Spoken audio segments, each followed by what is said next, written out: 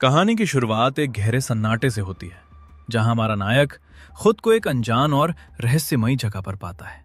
उसकी सांसें भारी हैं और वो घबराहट में अपने आसपास देखते हुए खुद से कहता है, मैं फिर से यहीं हूं। वही धुंधला सा वक्त, धुएं से बने एक तैरते हुए आइलैंड पर जो पूरी तरह धुंध में खोया हुआ है। उसकी नजर वहां की पुरानी और खंडर बन चुकी बिल्डिंग्स पर पड़ती है। वो देखने में तो विदेशी लगती हैं, पर अब सब टूट फूट चुकी हैं। उन्हें देखकर वो थोड़ा सहम जाता है और सोचने लगता है कि शायद यहां कोई जान बची ही नहीं है। पर तभी उसकी नजर एक अजीब चीज पर पड़ती है और वो हैरानी से चिल्लाता है, पर वो क्या है? एक इंसान? उसने थोड़ी हिम्मत जुटाई और ऊपर से नीचे की तरफ झांका, जहां उसे दो लाल आंखें चमकती हुई दिखी। वो खौफनाक आंखें अंधेरे में चमक रही थीं और उसे नीचे से घूर रही थीं।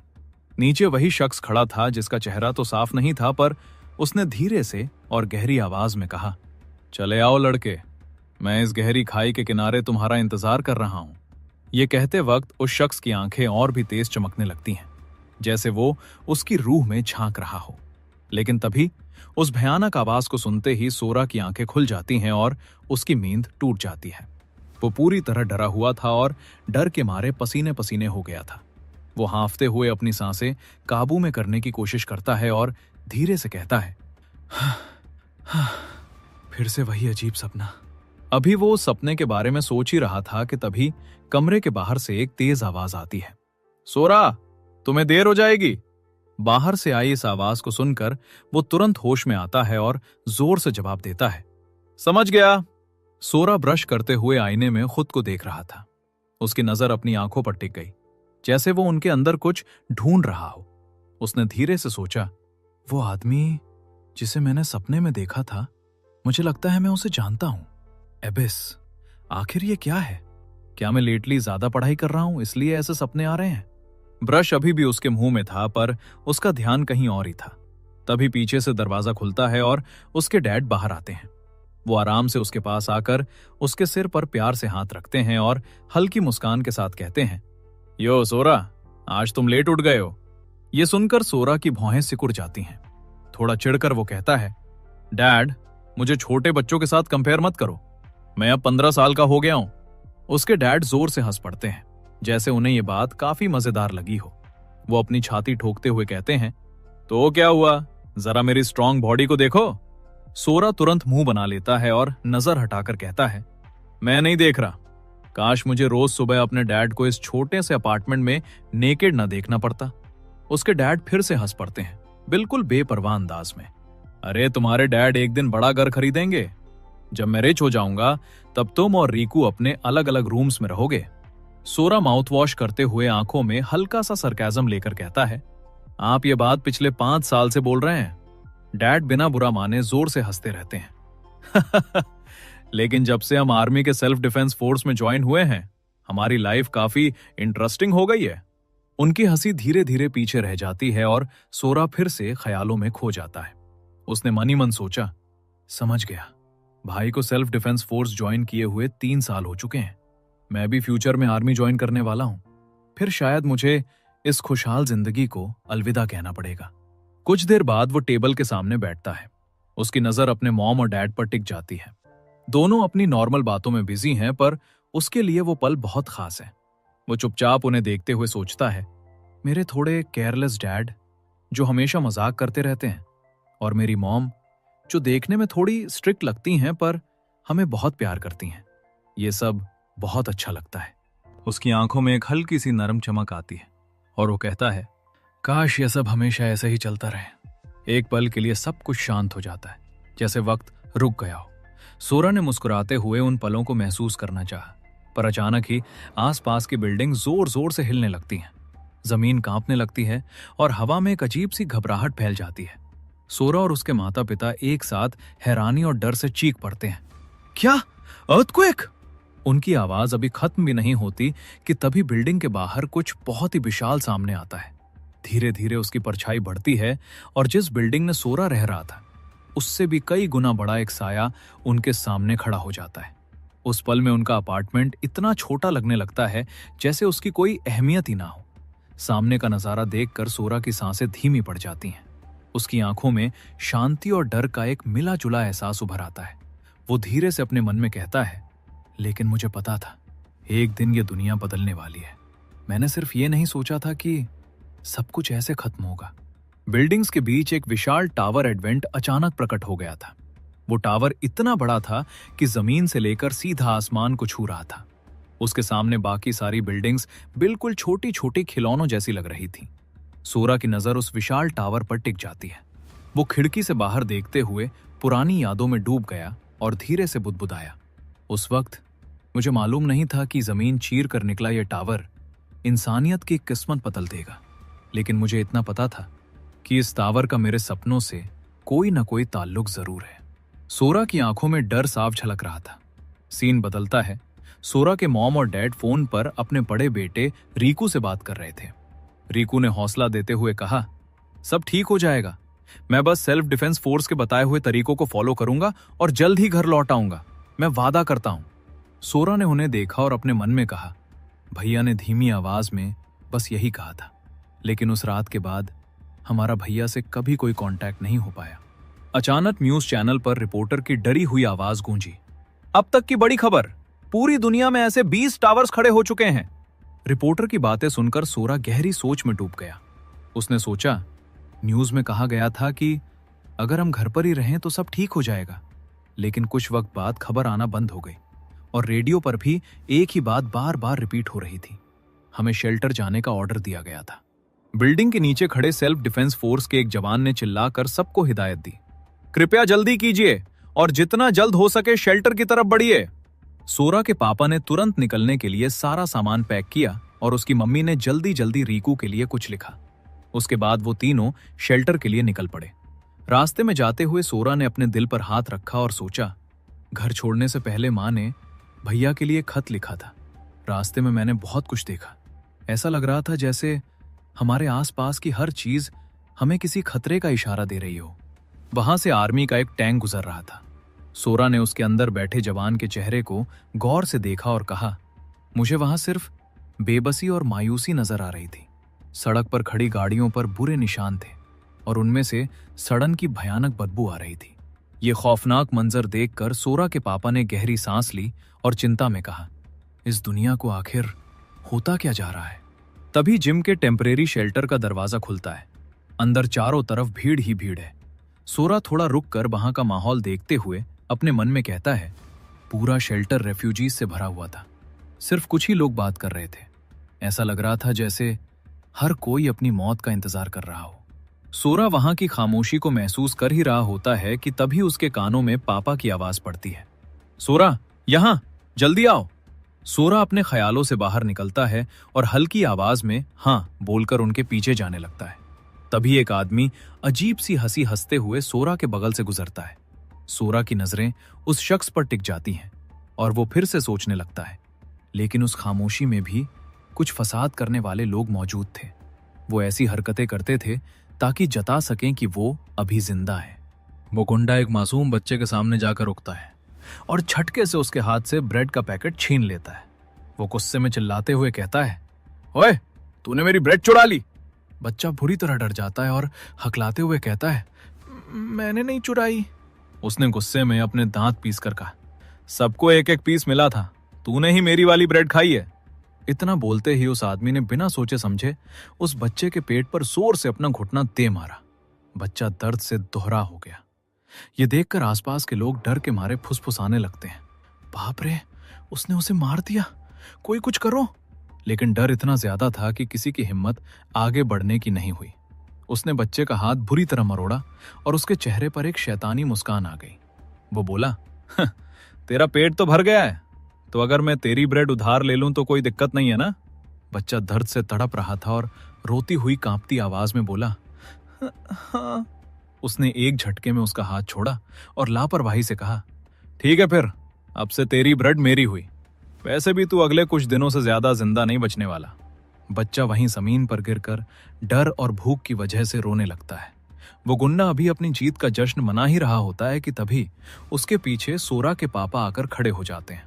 उन्होंने एकदम ठंडी मगर भारी आवाज में पूछा, ओए, क्या कर रहा है तू? उस शख्स ने पीछे मुड़कर देखा और चिढ़ते हुए चिल्लाया, पहले अपनी फिक्र कर बुढ़ाऊ। पापा के चेहरे पर कोई शिकन नहीं थी।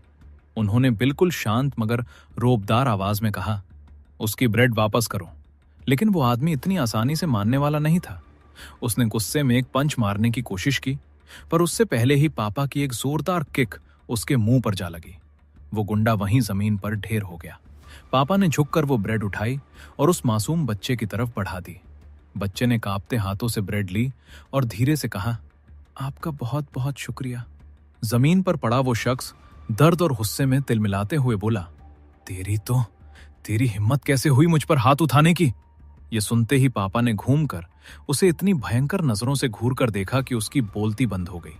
वो डर के मारे तुरंत उठा और वहां से दुम दबाकर भागते हुए चिल्लाया, मैं तुम्हें बाद में देख लूंगा। और देखते ही देखते वहां से 9-2-11 हो गया। तभी पीछे से सोरा आया और फिक्र जताते हुए बोला, डैड। उसके डैड ने दूर जाते हुए उस आदमी की तरफ देखा और तसल्ली देते हुए बोले, फिक्र मत करो बेटा, मैं उस पर नजर रखूंगा। लेकिन उसे देखकर सोरा अंदर से कांप उठा था। पुरानी यादें उसके दिमाग में किसी काले साए की तरह ताजा होने लगी। उसने मुट्ठी भेजी और मन ही मन सोचा, मैं मरते दम तक इसका चेहरा नहीं भूल सकता। यही है वो कागावा इजी। यही वो शख्स था जिसे मुझे तड़पाने और परेशान करने में मजा आता था। ये एक घटिया दरिंदा है। स्कूल के दिनों में कागावा इजी और उसके साथी सोरा के साथ बहुत बुरा बर्ताव करते थे। अचानक गेट खुला और एक आर्मी सोल्जर तेजी से अंदर दाखिल हुआ। उसके चेहरे पर खौफ साफ दिख रहा था। उसने पूरी ताकत से चिल्लाते हुए कहा, इमरजेंसी है, सब लोग ध्यान से सुनो। शेल्टर के पीछे जो हाई मोबिलिटी व्हीकल है, तुरंत वहां चले जाओ। वहां मौजूद एक सूट बूट पहने हुए बुजुर्ग शख्स ने हैरानी से पूछा, क्यों? आखिर बात क्या है? सोल्जर की हालत खराब थी। वो घबराहट में हकलाते हुए बोला, ये कॉन्फिडेंशियल है, मैं इससे ज्यादा आपको कुछ नहीं बता सकता। ये सुनते ही वो बुजुर्ग गुस्से से तमतमा उठा। उसने चिल्लाकर कहा, नहीं बता सकते मतलब? तुम लोगों ने हमें 2 दिन से यहां बंद कर रखा है और अब बिना वजह बताए निकलने को कह रहे हो? उसने गुस्से में अपने हाथ में पकड़ा तकिया जमीन पर दे मारा और दहाड़ा, हम टैक्स किस लिए भरते हैं? ठीक उसी लम्हे बंद गेट के पीछे से अजीबोगरीब और डरावनी आवाजें आने लगती हैं। पूरे कमरे में सन्नाटा छा गया और सबकी निगाहें गेट की तरफ टिक गईं। सोल्जर ने दोबारा चीख कर चेतावनी दी, वो लोग आ गए, जल्दी करो, भागो यहां से। लेकिन वो बुजुर्ग आदमी अभी भी मामला समझ नहीं पा रहा था और वहीं खड़ा रहा। दूसरी तरफ सोरा ने तेजी से अपने मम्मी पापा का हाथ पकड़ा और वहां से निकलते हुए कहा, डैड, मॉम, जल्दी चलिए। भागते हुए उसने अपने मन में सोचा, पता नहीं क्यों मुझे इस सब को लेकर बहुत बुरा एहसास हो रहा है। वहां सोल्जर अपनी जान पर खेलकर गेट को रोकने की कोशिश कर रहा था। उसने गेट को दोनों हाथों से दबाया हुआ था, जैसे किसी बुराई को अंदर आने से रोक रहा हो। उसने अपनी पूरी जान लगाकर चीखा, मैं इसे अब और नहीं रोक सकता, जल्दी गाड़ी की तरफ भागो। तभी एक धमाके के साथ गेट टूटकर बिखर गया और ढेर सारे खूनख्वार मॉन्स्टर्स अंदर घुस आए। पूरे शेल्टर में चीख पुकार मच गई। लोग अपनी जान बचाने के लिए इधर उधर भागने लगे। एक विशाल काय ओगर मॉन्स्टर को देखकर सोरा के होश उड़ गए। उसने हैरानी और डर के मारे सोचा, वो आखिर क्या भला है? आगे से मैं इस मनहुआ के मुख्य पात्र को सोरा या एमसी कहूंगा, तो तुम समझ लेना कि दोनों एक ही व्यक्ति हैं। चलो अब मनहुआ की कहानी को आगे बढ़ाते हैं। जब उन मॉन्स्टर्स ने सब पर हमला किया तो वहां भगदड़ मच गई। हर कोई अपनी जान बचाने के लिए भेड़ बकरियों की तरह चीखते चिल्लाते हुए इधर उधर भागने लगा। उस भेड़िए धसान और शोर के बीच सोरा के माँ बाप ने पीछे मुड़कर पूरे जोर से चिल्लाते हुए उसे आवाज दी, सोरा, जल्दी करो। सब लोग बदहवास होकर सेफ्टी व्हीकल्स की तरफ लपक रहे थे और एक एक करके उन पर सवार होने लगे। सोरा बुरी तरह हाँफ रहा था। उसने दूर से ही अपने पेरेंट्स को इशारा करते हुए कहा, मैं अभी नहीं पहुंच पाऊंगा, आप दोनों पहले जाइए। सोरा ने भीड़ को चीरते हुए किसी तरह अपने पेरेंट्स को धक्का देकर व्हीकल के अंदर चढ़ाया। उसके डैड ने तुरंत पीछे मुड़कर अपना हाथ सोरा की तरफ बढ़ाया ताकि वो उसे ऊपर खींच सके। लेकिन तभी अंदर बैठे लोग डर और गुस्से में पागल होने लगे। उन्होंने सोरा के डैड को बेरहमी से धक्का दिया और चिल्लाने लगे, ये पहले से ही फुल है, ओए हमें मुसीबत में मत डालो, अगर इतनी हिचकिचाहट है तो खुद भी उतर जाओ। अपने माँ बाप के साथ ऐसा घटिया बर्ताव देखकर सोरा का खून खौल उठा। उसने मन ही मन उन एहसान फरामोश लोगों को खूब कोसा। उसने समझ लिया कि अब यहाँ जगह नहीं बनेगी, इसलिए उसने वो गाड़ी छोड़ दी और आगे निकल गया। ये देखकर उसकी माँ चिंता और सदमे से रोने लगी और उसे जोर जोर से पुकारा, पर सोरा ने बिना रुके भागते हुए पीछे से जवाब दिया, मैं किसी दूसरी कार में चढ़ जाऊंगा। भागते भागते सोरा की सांसें फूल रही थीं। उसका शरीर जवाब दे रहा था, पर मौत का डर उसे रुकने नहीं दे रहा था। वो लड़खड़ाते कदमों से एक गाड़ी के पास पहुंचा। उम्मीद थी कि शायद यहां पनाह मिल जाए, लेकिन गाड़ी पर बैठे लोग उसे देखते ही गुस्से से चिल्लाने लगे, ये गाड़ी फुल हो चुकी है, यहां जगह नहीं है, आगे वाली में जाओ। बेचारा सोरा एक गाड़ी से दूसरी गाड़ी भटकता रहा। हर तरफ से उसे धुतकारा गया। हर जगह से यही सुनने को मिला कि उसके लिए वहां कोई जगह नहीं है। वो थका हारा, दुश्मनों से घिरा हुआ बस भागे जा रहा था। तभी उसकी नजर एक आखिरी व्हीकल पर पड़ी जो वहां से निकलने ही वाली थी। उसे देखकर उसकी आंखों में चमक आई और वो उम्मीद से भरी आवाज में बोला, यही आखिरी बची है। सोरा ने अपनी बची कुची पूरी जान लगा दी और किसी तरह उस गाड़ी पर चढ़ने की कोशिश करने लगा।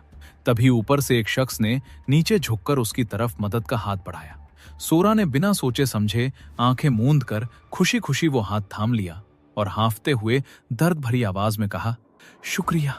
लेकिन तभी सामने वाले आदमी ने उसके हाथ को मजबूती से पकड़ा और एक अजीब सी जहरीली मुस्कुराहट के साथ बोला, हाँ, शुक्रिया कह रहा है। उस शख्स का चेहरा देखते ही सोरा के होश उड़ गए और उसका खून जम गया। उसके सामने मौत बनकर कोई और नहीं बल्कि इजी का गावा खड़ा था। इजी ने एक शैतानी हंसी के साथ उसकी आंखों में देखा और कहा, ये डायलॉग तो मेरा होना चाहिए।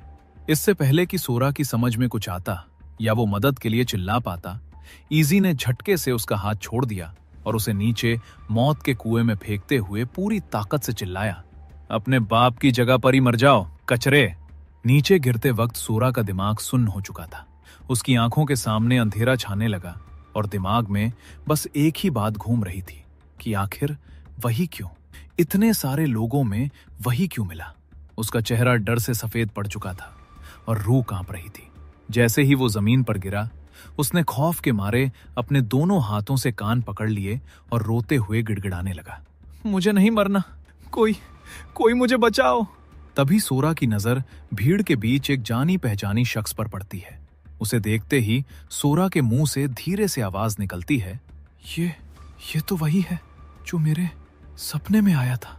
वो शख्स सोरा की तरफ एक गहरी नजर से देखते हुए कहता है, एबिस के उस पार मैं तुम्हारा इंतजार करूंगा। ये सुनते ही सोरा के होश उड़ जाते हैं। वो हैरत में डूबा हुआ खुद से सवाल करता है, क्या वो कोई सपना था और मैं अभी कहाँ हूं?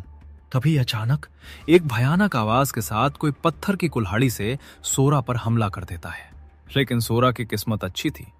वो एक्स उसके चेहरे के एकदम पास से गुजरती हुई जमीन पर जा धंसती है। इस खौफनाक नजारे को देखकर और इस मौके का फायदा उठाते हुए सोरा वहां से अपनी जान बचाकर चीखते हुए भागने लगता है। वो गॉब्लिन थोड़ी देर के लिए ठिठक कर सोरा को जाते हुए देखने लगता है। भागते हुए सोरा के दिमाग में सवालों का तूफान चल रहा था और वो डर के मारे बड़बड़ाने लगता है, ये मॉन्स्टर कहां से आया और मेरे मम्मी पापा कहां हैं? मैं यहां अकेला क्यों हूं? क्या मैं नर्क में आ गया हूं? क्या मैं मर चुका हूं? तभी पीछे से वो गॉब्लिन अपनी एक्स घुमाकर सोरा की तरफ पूरी ताकत से फेंकता है। वो एक्स हवा को चीरते हुए आती है और सीधा सोरा के गाल को छील देती है। उसके चेहरे से गर्म खून बहने लगता है। तभी सामने पत्थरों का ढेर देखकर सोरा गुस्से और डर में सोचने लगता है, ये मॉन्स्टर्स ये सिर्फ मेरे पीछे ही क्यों पड़े हैं? लानत है। वो गॉब्लिन अपनी आंखों में खून सवार किए दोबारा सोरा की तरफ एक दरिंदगी के साथ झपट्टा मारता है। सोरा पूरी जान लगाकर चिल्लाते हुए सामने पड़े पत्थर की तरफ लपकता है और मन ही मन कहता है, ये सब हो क्या रहा है? भागते हुए उसके दिमाग में पुरानी यादें बिजली की तरह कौंधती हैं। अचानक से एक विशाल टावर खड़ा हो गया और उस कमीने ने मुझे कार से बाहर धक्का दे दिया। वो मिस्टीरियस आदमी और अब ये मॉन्स्टर्स। उसी पल गॉब्लिन अपनी एक्स लेकर सोरा पर टूट पड़ता है। तभी सोरा जमीन से एक भारी पत्थर उठाता है और गुस्से में पागल होकर चीखता है, कमीनों, मर जाओ तुम सब के सब। वो पूरी ताकत से गॉब्लिन पर पलटवार करता है और उस गॉब्लिन को वहीं मार देता है। फिर सोरा जमीन पर ढेर हो जाता है और हांफते हुए शौक में सोचता है, मैं जिंदा हूं। उसे अपनी आंखों पर यकीन नहीं हो रहा था कि उसने वाकई उस दरिंदे को मार गिराया है। मरे हुए गॉब्लिन को गौर से देखते हुए वो सोचता है, इसे ध्यान से देखूं तो ये बिल्कुल किसी वीडियो गेम के मॉन्स्टर जैसा लग रहा है। इसकी छाती पर ये काले रंग में क्या लिखा है? क्या ये कोई रंज है? ये क्या है? वो सोच ही रहा था तभी जमीन फिर से जोर जोर से कांपने लगती है, जिसे देखकर सोरा एक बार फिर डर जाता है। उसी वक्त उस मरे हुए गॉब्लिन के शरीर से एक ब्लैक क्रिस्टल बाहर निकलता है। ये देखकर सोरा हैरान हो जाता है और कंफ्यूजन में उस ब्लैक क्रिस्टल को घूरते हुए कहता है, ये आखिर है क्या? तभी वो ब्लैक क्रिस्टल हवा में तैरते हुए तेजी से सोरा के जिस्म के अंदर घुस जाता है। सोरा घबरा कर चीखा, ये मेरे शरीर के अंदर चला गया। ब्लैक क्रिस्टल अंदर जाते ही सोरा को कुछ अजीब सा महसूस हो रहा था। फिर वो सदमे में अपने जिस्म को चेक करते हुए हैरानी से बोला, हैं? मेरे जख्म भर रहे हैं? और सिर्फ इतना ही नहीं, मुझे ऐसा लग रहा है जैसे मैं पहले से ज्यादा ताकतवर हो गया हूं। ये सोचते हुए सोरा नीचे झुककर गॉब्लिन की कुल्हाड़ी उठाता है और आगे बढ़ते हुए दबी आवाज में बोला, क्या मैं दुश्मनों को हराकर गेम्स की तरह और ज्यादा स्ट्रांग बन सकता हूं? इस छोटे से आइलैंड पर शायद और भी मॉन्स्टर्स हो सकते हैं। मुझे आसपास चेक करना होगा ताकि कोई मुझ पर अचानक हमला न कर दे। एक चक्कर लगाने के बाद उसे समझ आता है कि वहां कोई और मॉन्स्टर नहीं है। तभी सोरा की नजर एक जगह ठहर जाती है और वो सोचने लगता है, क्या वही यहां से निकलने का अकेला रास्ता है? वो थोड़ा कंफ्यूज दिख रहा था। उस उड़ते हुए आइलैंड के साइड पर सोरा उन उड़ती हुई सीढ़ियों के पास जाकर झुककर उन्हें देखते हुए गंभीर होकर बोला, इस आइलैंड के चारों तरफ धुआं है और ये हवा में तैरती सीढ़ियां, ये काफी खतरनाक लग रहा है। सोरा के चेहरे पर साफ डर दिख रहा था। उसने एक गहरी सांस लेकर अपने मन को शांत किया और धीरे धीरे उन फ्लोटिंग स्टेयर्स से नीचे उतरने लगा। तभी उसके दिमाग में एक अजीब सा ख्याल आया कि ऐसी सुनसान जगहों पर ही अक्सर खौफनाक मॉन्स्टर्स छुपे होते हैं। उसने डर के मारे कांपते हुए अपने आप से कहा, अगर ये कोई गेम होता तो शायद गिरने पर मैं फिर से रीस्पॉन हो जाता, पर मुझ में इतनी हिम्मत नहीं है कि मैं अभी ये चेक करूं कि ये असल दुनिया है या फिर कोई गेम। थोड़ी देर बाद नीचे पहुंचते ही उसे सामने एक केव टाइप गेट दिखाई देता है। उसने थोड़ा राहत महसूस करते हुए एक ठंडी सांस भरी और कहा, शुक्र है सीढ़ियां कम से कम यहीं तक आती हैं। सोरा ने उस गेट के अंदर झांका और बिना कोई आवाज किए दबे पांव आगे बढ़ने लगा। वो अभी आसपास की चीजों को देख ही रहा था कि अचानक वहां एक ताबूत पर रखी मशाल खुद ब खुद जल उठी। पल भर में ही पूरा कमरा तेज रोशनी से भर गया। अब सोरा उस ताबूत के ठीक सामने खड़ा था। उसने अपनी आंखें सिकोड़ते हुए वहां लिखी हुई बातों को गौर से देखना शुरू किया। एमसी उस पुराने ताबूत के करीब पहुंचा और उस पर उकेरे गए अजीबोगरीब अक्षरों को गहराई से परखने लगा। उसके चेहरे पर हैरानी साफ दिख रही थी। उसने खुद से धीरे से कहा, मैंने ऐसे अक्षर पहले कभी नहीं देखे, लेकिन अजीब बात है, इनका मतलब अपने आप मेरे दिमाग में उतरता जा रहा है। ताबूत पर साफ लिखा था कि यह टुकड़ा इंस्क्राइबर का है और अगर सारे टुकड़ों को इकट्ठा कर लिया जाए तो इस एबिस से बाहर निकलने का रास्ता मिल सकता है। यह पढ़ते ही उसके मुंह से अचानक निकला, तो क्या यह वाकई दी एबिस है? उसकी आंखों में उम्मीद की एक चमक जागी और उसने मुस्कुराते हुए कहा, इसका मतलब अगर मैं सारे टुकड़े जमा कर लूं तो यहां से आजाद हो सकता हूं। चलो, ये तो बहुत अच्छी बात है। अब एमसी अगले कदम के लिए पूरी तरह तैयार था। उसने एक विशाल दरवाजे के सामने खड़े होकर उसे जोर से धकेला और खुद का जोश बढ़ाते हुए कहा, अब मैं पूरी तरह चार्ज अप हो चुका हूं। अगर ठंडे दिमाग से सोचूं तो वो मॉन्स्टर उतना भी ताकतवर नहीं था। मैं यहां से पक्का जिंदा निकल सकता हूं। दरवाजा खोलते ही उसने मन ही मन हिसाब लगाया। एबिस की पहली मंजिल तकरीबन 900 स्क्वायर मीटर्स की थी और उस मॉन्स्टर पर नंबर 1 लिखा था। दूसरी मंजिल लगभग 1800 वर्ग मीटर की थी और वहां के मॉन्स्टर पर नंबर 2 दर्ज था। दूसरी मंजिल के उन खूंखार भेड़िए जैसे दरिंदों को मौत की नींद सुलाने के बाद एमसी बिना थके तीसरी मंजिल की ओर बढ़ गया। सीढ़ियां चढ़ते ही उसके सामने एक बेहद विशाल नजारा था। तीसरी मंजिल की भव्यता देख वो एक पल के लिए ठिठका। उसकी आंखें हर कोने को स्कैन कर रही थी। वो धीरे से बुदबुदाया, तीसरी मंजिल, ये लगभग 3600 वर्ग मीटर में फैली हुई है। उसने दूर खड़े उन भयानक राक्षसों को गिना। वहां 4 खौफनाक मॉन्स्टर्स मौजूद थे, लेकिन उनमें से सिर्फ एक के शरीर पर चमकता हुआ 3 लिखा था। उन जहरीले सांपों से एक भयानक मुठभेड़ के बाद एमसी ने उन्हें मिट्टी में मिला दिया। अगले फ्लोर की तरफ कदम बढ़ाते हुए उसने अपने हाथ में मौजूद उस चमकते हुए टुकड़े को देखा और कहा, ये फ्रैगमेंट सिर्फ उन्हीं मॉन्स्टर्स के पास मिलते हैं जिन पर ये नंबर्स लिखे होते हैं। अगले लेवल पर जाने के लिए यही मेरी असली चाबी है। उसने एक लंबी और ठंडी सांस भरी और सोचते हुए कहा, जैसे जैसे फ्लोर बढ़ रहे हैं मॉन्स्टर्स पहले से कहीं ज्यादा डेंजरस होते जा रहे हैं। और सबसे बड़ी मुसीबत तो ये है कि की ढूंढना अब लगभग नामुमकिन सा लग रहा है, क्योंकि हर फ्लोर का एरिया पिछले फ्लोर से दुगना होता जा रहा है। उसकी आंखों में एक अजीब सा जुनून और गंभीरता साफ झलक रही थी। अंधेरे रास्ते पर आगे बढ़ते हुए उसने अपनी मुट्ठियां भींची और कहा, मॉन्स्टर्स की तादाद भी हर फ्लोर के साथ डबल होती जा रही है, लेकिन मैं भी तो रुकने वाला नहीं। मैं भी धीरे धीरे पहले से कहीं ज्यादा ताकतवर होता जा रहा हूं। अब एक भयानक कत्लेआम शुरू हो चुका था। एमसी हर मंजिल के राक्षसों को गाजर मूली की तरह काटते हुए किसी आंधी की तरह आगे बढ़ने लगा। उसकी पावर की धार के सामने कोई टिक नहीं पा रहा था। उसने गर्व से भरकर कहा, मैं जितना ऊपर जा रहा हूं इनकी संख्या उतनी ही बढ़ती जा रही है। 12वीं फ्लोर, यहां तो वही मॉन्स्टर है जिसने मेरे शेल्टर पर हमला किया था। ऊपर से उसने उन तमाम ओगर्स और गॉब्लिन्स को देखा जो उसकी तरफ लपक रहे थे। उसने एक एक करके सबका सफाया कर दिया। लाशों के ढेर पर खड़े होकर उसने जोर से दहाड़ लगाई, लेकिन अब ये मेरा मुकाबला नहीं कर सकते। इन मॉन्स्टर्स की तादाद जितनी बढ़ रही है, मेरे अंदर के इंसानी जज्बात उतनी ही तेजी से खत्म होते जा रहे हैं। एक वक्त ऐसा आया जब दर्जनों विशाल मिनोटर्स ने उसे चारों तरफ से घेर लिया, पर एमसी पर इसका कोई असर नहीं हुआ। वो उन पर एक अनबीटेबल किलिंग मशीन की तरह टूट पड़ा। चारों तरफ सिर्फ खून और चीखें थीं। तबाही मचाते हुए वो 13वीं फ्लोर पर पहुंचा और वहां के 4096 मॉन्स्टर्स का नामो निशान मिटा दिया।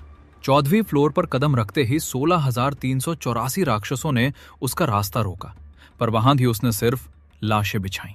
लड़ते लड़ते उसकी स्ट्रेंथ इतनी पावरफुल हो चुकी थी कि मॉन्स्टर्स को मरने से पहले पता भी नहीं चलता था कि उन पर हमला कब हुआ। आखिरकार वो 21वीं फ्लोर पर जा पहुंचा। उसके सामने 10,48,576 मॉन्स्टर्स का एक समंदर था, लेकिन उसने बिना डरे उन्हें मच्छरों की तरह मसल कर रख दिया। इतने शिकार करने के बाद वो सोचने लगा कि जब तक वो 30वें फ्लोर पर पहुंचा, वहां 500 मिलियन से भी ज्यादा मॉन्स्टर्स भर चुके थे। उनके बीच की ढूंढना रेगिस्तान में एक सुई ढूंढने जैसा था। कुछ चाबियां झुंड के बीच थीं, तो कुछ गुफाओं में। सबसे ज्यादा चिढ़ तो उसे तब होती थी जब पूरे फ्लोर के एक एक राक्षस को मारने के बाद भी उसे चाबी नहीं मिलती थी। तभी उसके सामने एक विशालकाय मॉन्स्टर खड़ा हो गया। एमसी ने बिना पलक झपकाए उस पर हमला करने के लिए छलांग लगा दी। बड़े बड़े दैत्यों को एक ही झटके में ढेर करते हुए उसने एक ठंडी आह भरी और कहा, चाहे कुछ भी हो जाए, मुझे बस आगे बढ़ते रहना है। अगले फ्लोर का दरवाजा खोलते हुए उसने भारी आवाज में कहा कि एबिस के 42वें फ्लोर पर राक्षसों की गिनती 2 ट्रिलियन तक पहुंच चुकी थी। ये देखकर वो पागलों की तरह हंसते हुए चिल्लाया, ये हुई ना बात, अब आएगा असली मजा। उसने उन अनगिनत राक्षसों को मारते मारते कई साल गुजार दिए। थकी हुई आवाज में उसने कहा, मुझे यहाँ कितने साल हो गए, अब वक्त का हिसाब रखने का कोई मतलब नहीं रह गया है। सामने एक बड़ी दीवार थी जहां उसने अपने बिताए हुए दिनों के निशान बनाए थे। उसने दीवार पर एक और लकीर खींचते हुए गंभीरता से कहा, यहां सिर्फ मौत और शिकार का ही वजूद बचा है। एक तरफ ये मॉन्स्टर्स और दूसरी तरफ इन्हें खत्म करता मैं। तभी वो धीरे से पीछे मुड़ा। 2 राक्षस उस पर हमला करने के लिए घात लगाए बैठे थे। एक पिग मॉन्स्टर अपनी एक्स लेकर झपटा और दूसरा क्रोकोडाइल मॉन्स्टर अपना जबड़ा खोले उसे निगलने के लिए तैयार था। लेकिन एमसी एकदम शांत खड़ा रहा। अचानक दीवार पर खून के छींटे उड़े। उसने फुर्ती से उस मगरमच्छ की रीढ़ की हड्डी खींचकर बाहर निकाल ली और उसी से उस सुअर जैसे राक्षस के 2 टुकड़े कर दिए। मरे हुए राक्षसों को देखते हुए उसने खुद से कहा, ये वाला कौन से नंबर पर था? छोड़ो, बस यहां एक निशान बना देता हूं। चाबी यहीं कहीं होनी चाहिए। वो दीवार पर कुछ तलाश रहा था कि अचानक वो दीवार टूटकर बिखर गई। वो थोड़ा हैरान हुआ। तभी आसमान से एक बहुत बड़ा चमकता हुआ मॉन्स्टर प्रकट हुआ और सीधा उस पर हमला कर दिया।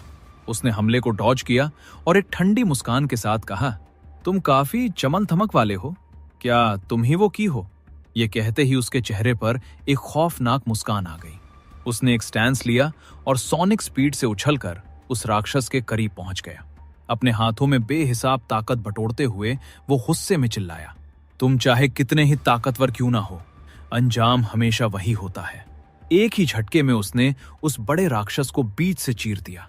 उसने गुस्से में भड़कते हुए कहा, ये मॉन्स्टर्स जो खुद को मुझसे ज्यादा ताकतवर समझते हैं, मेरे एक ही वार में दम तोड़ देते हैं। अब मेरे लिए पावर का कोई मोल नहीं रह गया है। एमसी ने गुस्से से अपनी मुट्ठी कसी और पूरी ताकत से चिल्लाया, कहां है 42वां फ्लोर की की कहां है? बाहर निकलो, मैं इस सबसे थक चुका हूं। उसने गुस्से में एक ऐसी भयानक दहाड़ मारी जिसकी गूंज आसमान की गहराइयों तक सुनाई दी।